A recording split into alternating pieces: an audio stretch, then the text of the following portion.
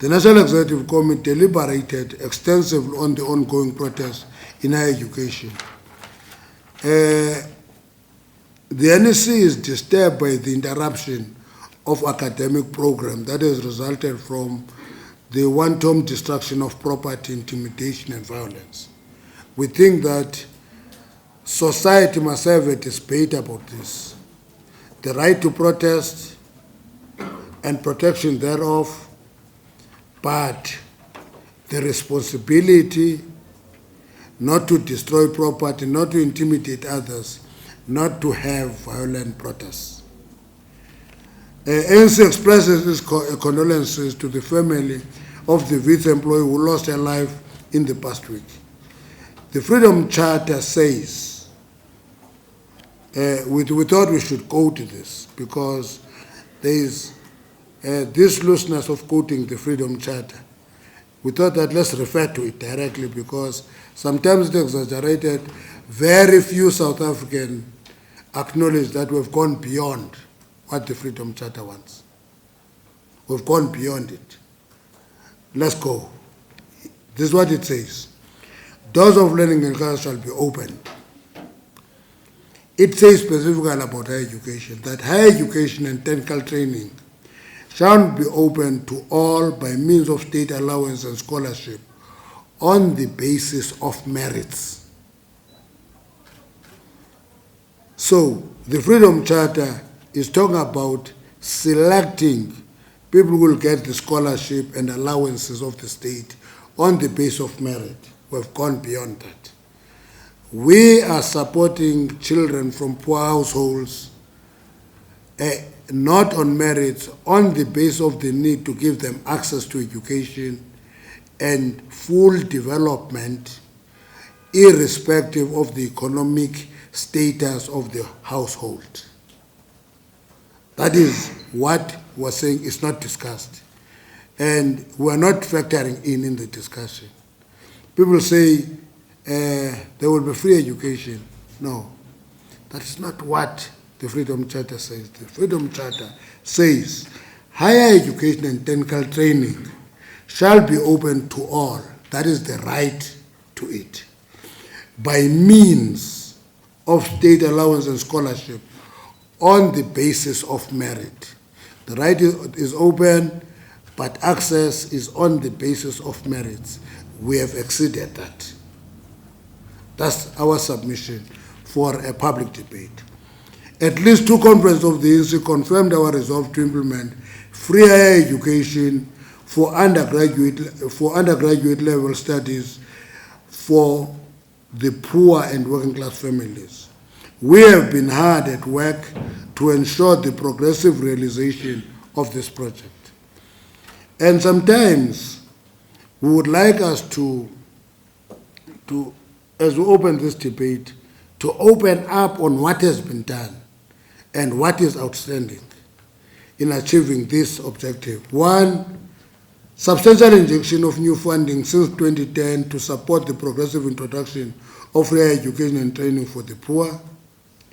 The NSFAS is a state-funded program for funding poor students at university, technical and vocational colleges. And government, through NSFAS, has already introduced free TVET college education to poor students because NSFAS at TVET college is not a loan, but a grant. NSFAS bursary funding for TVET colleges has increased from 318 million in 2010 to 2.3 billion in 2016. And the loan funding in universities has increased from 2.2 billion to 6.4 billion in 2016. Substantial additional funding disbursed by NSFAS from National Skills Fund for scarce skills bursaries, sector education and training authority sitters for bursaries to support skills in specific sectors.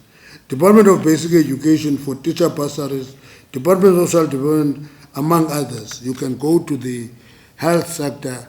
Medical schools are funded by the state for free. You get a bursary when you go there. So, at a point as a country, let's quantify what we've done so that we can know what is outstanding. At this point in time, the debate is open as if nothing has happened. This commitment was made. And a total of 14.6 billion will be disbursed by NSFAS in 2016 academic year to support approximately 480,000 students. 2.543 billion of the 14 billion has been earmarked for loans to pay off the historic debt of NSFAS qualifying students who were either underfunded or not funded in 2013, 2014, and 2015. So we are responding to the issues confronted in real life by the students from poor families. Government provision of 1.9 billion of the 2.3 billion shortfall resulting from subsidization of the 2016 university fee increase with more than 4.5 billion in 2016 financial year is being reprioritized to NSFAS. The NEC believes that the interventions of the ANC-led government gave practical expression to the education provision of the Freedom Charter. In fact, NSFAS goes beyond the Freedom Charter demands in that thousands of the poor students are assisted through NSFAS. This funding model advances our goals of addressing inequality and ensuring poor are not excluded from enjoying the opportunity of accessing higher education. In other words, in the debate, we must deal with the question of a stratified society in unequal society like ours, whether the state must fund everybody, irrespective of the economic status. Our position is that we should fund access to education for the poor. Those who can afford, including myself, must pay for the education of their kids. And this, of course, must pay. The recent announcement by Comrade Blade, the Minister of Higher Education, was welcomed as a significant step towards realizing free education, fee-free higher education for poor students. Students who are current recipients of NSFAS and new applicants will be supported to meet the cost of 2017.